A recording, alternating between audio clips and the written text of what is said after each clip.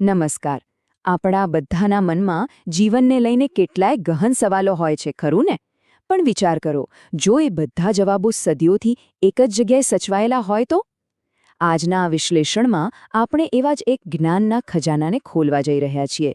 એ છે 108 ઉપનિષદ બ્રહ્મવિદ્યા ખંડ, જે પ્રાચીન શાણપણને આજના જીવન માટે એકદમ પ્રસ્તુત બનાવે છે. અત્યારે જુઓ, ચારે બાજુથી માહિતીનો ધોધ વહી રહ્યો છે. પણ આ બધામાં સાચું, શુદ્ધ જ્ઞાન ક્યાંથી મળે? એવું જ્ઞાન જે આપણને ખાલી જાણકારી ના આપે, પણ સાચી દિશા પણ બતાવે. આ સવાલ માત્ર એક શરૂઆત નથી, પણ આપણી આજની ચર્ચાનું કેન્દ્રબિંદુ છે. તો ચાલો, આપણે આ સફરની શરૂઆત કરીએ આ ગ્રંથથી.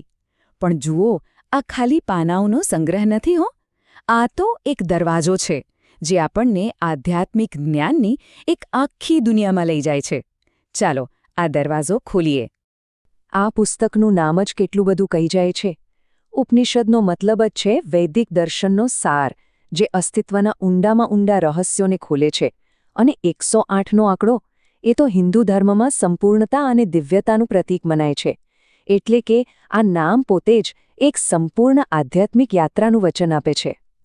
હવે શીર્ષકનો બીજો ભાગ જુઓ, બ્રહ્મવિદ્યા ખંડ. બ્રહ્મવિદ્યા એટલે શું? પરમ સત્યનું જ્ઞાન.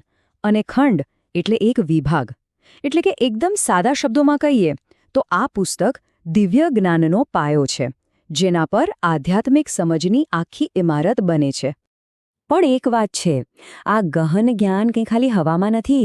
424 પાનાના પુસ્તકના રૂપમાં એ આપણી પહોંચમાં છે.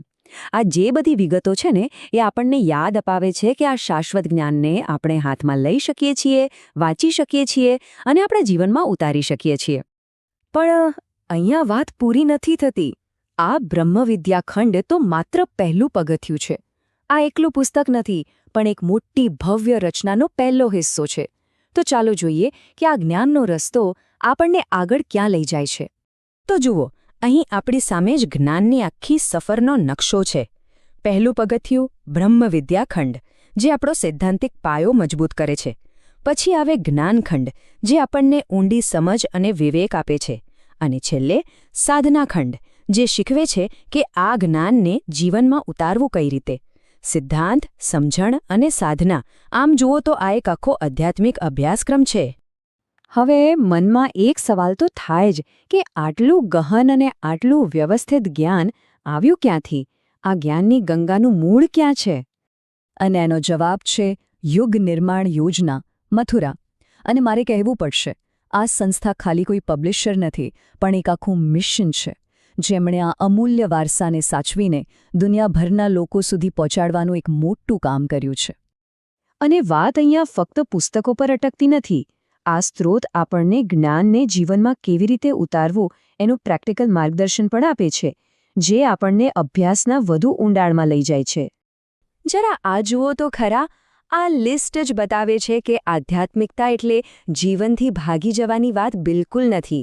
ગૌશાળાનું સંચાલન હોય કે પછી પ્રશિક્ષણ શિબિરોનું આયોજન, આ બધું જ બતાવે છે કે દિવ્ય જ્ઞાનને રોજિંદા જીવનમાં, સમાજ સેવામાં અને પોતાના વિકાસમાં કેવી રીતે જોડી શકાય છે. તો ચાલો, અત્યાર સુધી આપણે જે કંઈ પણ જોયું એ બધાને એક સાથે જોડીને આખું ચિત્ર સમજીએ. આપણે શરૂઆત તો એક પુસ્તકથી કરી હતી, પણ હવે આપણી સામે જ્ઞાનનું એક આખું બ્રહ્માંડ ખુલી ગયું છે. આપણે શું જોયું કે કેવી રીતે બ્રહ્મવિદ્યા ખંડ નામનું એક પુસ્તક એક મોટા જ્ઞાનતંત્રનો દરવાજો બની જાય છે. એ આપણને જ્ઞાન, સમજણ અને સાધનાની ત્રિપુટી તરફ લઈ જાય છે, અને પછી એને જીવનમાં ઉતારવા માટેના સંસાધનોનો ખજાનો ખોલી દે છે. અને આ બધું જ એક જ જગ્યાએથી યુગ નિર્માણ યોજના દ્વારા આપણને મળે છે. અને હવે છેલ્લે આ સવાલ આપણા બધા માટે છે. હવે જ્યારે આપણી સામે જ્ઞાનનો આટલો સ્પષ્ટ નકશો છે, પુસ્તકો છે, ત્રિપુટી છે અને સાધનો પણ છે, ત્યારે અસલી સવાલ એ છે કે જ્ઞાનના આ મહાસાગરમાં આપણી સફર આપણે ક્યાંથી શરૂ કરીશું?